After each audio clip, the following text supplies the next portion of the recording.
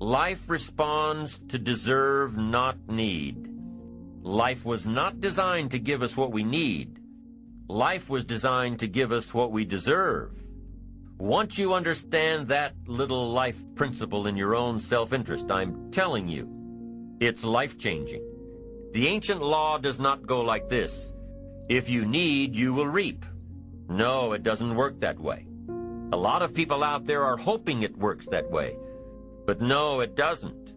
The ancient law goes like this: if you plant, you will reap. If you sow, you will reap. Somebody says, well, I really need to reap. Well, then you really need to plant in your own self-interest. Your own self-interest needs to be educated in how to plant, how to do it so everybody wins, because life doesn't respond to need. You can't go to the soil and say, I need a crop. The soil just smiles at you. And here's what the soil says: don't bring me your need, bring me some seed. Bring me some effort. Bring me some discipline. Bring me some interest. Bring me some service. Bring me these things, and I'll return to you multiplied by 2 times, 5 times, 10 times. You can't come with need. You've got to come with seed. You've got to come with willingness. You've got to come with skills. You've got to be willing to learn, willing to change, willing to grow, willing to put yourself out, willing to stand up to the bad weather, willing to pull out the weeds, willing to nurture. That's the only way you get a return. Once you understand these principles, self-interest now truly becomes an exciting challenge, making sure everybody wins. Now here's another one. If you want to find, you must search. And if you search, you will find. In order to find, you must search. You must go to the seminar. You must go to the library. You've got to go to the bookstore. You've got to go to the class. You've got to go searching. Why? If you search, you will find. You'll find ideas. You'll find inspiration. You'll find hope. You'll find contacts.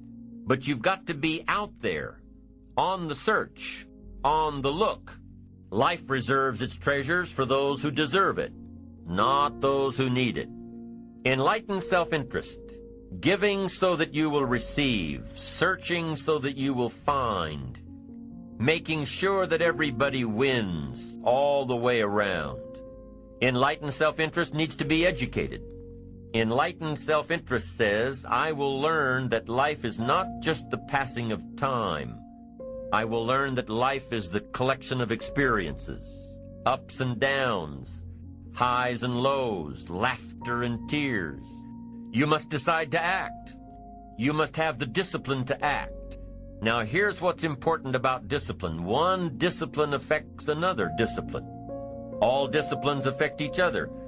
In fact, here's a good philosophical phrase: everything affects everything else. Nothing stands alone. Don't be naive and say, this doesn't matter. Of course it matters. It all matters. Some things may matter more than others, but everything matters. If you'd rather sleep in than go for a walk around the neighborhood, pretty soon it will matter. If you'd rather spend your money instead of saving it, pretty soon it will matter. If you'd rather work late every night instead of going home and spending time with your family, pretty soon it will matter. It all matters. Every letdown affects the rest. If you won't walk around the block, you probably won't eat right. And you probably won't buy the books. And you probably won't attend the seminars. And you probably won't spend your money wisely. And after years of this, it all adds up. So the key to reversing this process is to start picking up the disciplines. It does matter. It all matters. Now, here's the positive side. Every new discipline affects the rest. Every new discipline makes a difference.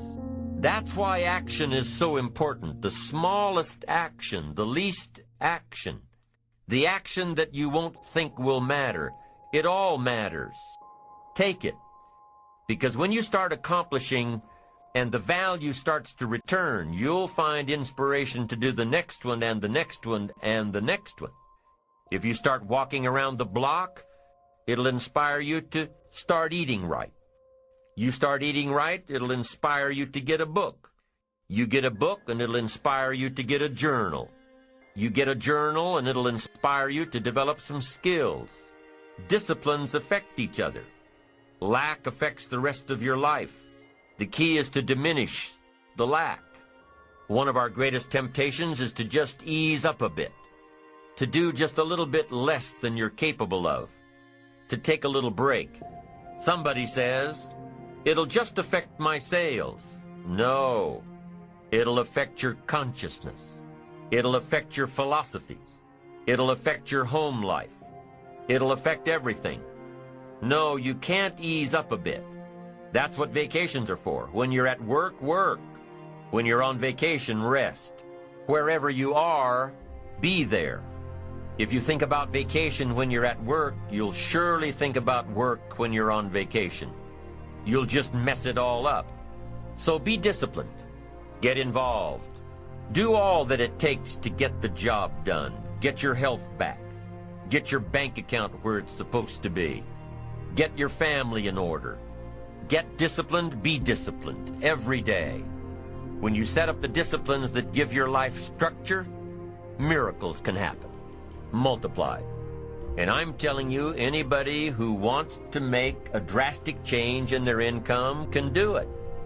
I was broke at age 25 and a millionaire at age 31. Everything around me was the same. I changed. I refined my philosophy. I read the books. I took the classes. Started looking at life a little differently. I'm telling you, it works. There's no secret to success. There's a system to success. The system works if you work it. If you don't work it, it won't work. But it works if you work it. And that's one 4-letter word that most people don't like. They're not willing to work. I have a friend who invited me to her brother's house to help him to get off drugs, to introduce him to a drug program that can help him. And I said, these people can help you, but you've got to be willing to do the work. And after we finished, he asked us to leave. And I'll never forget what she said. As we were going down the steps, she said, Les, I do apologize for wasting your time, but I realized when my brother knew that it would require work for him to get off drugs, that most people won't participate in their own rescue. And there are people who will be presented with an opportunity, who know that they could be laid off at any moment, who know that there's no such thing as job security, who know that them keeping their job has nothing to do with how good they are. And yet and still, they'll go to work and have knots in their stomachs, hoping when they open up an email that they have not been told this is your last day. They'll go to work hoping there's not a security guard standing by their desk with a box and say, empty your things in here and take them to the front door and escort them to the parking lot. They go in there hoping it doesn't happen. Why? Because they don't want to do the work. It's an aversion to most people's spirit. And I'm walking around in the jungle and I said, well, Lord, I can't fly like the eagle. I can't run like the cheetah. I can't roar like the lion, and I can't throw my weight around like the elephant.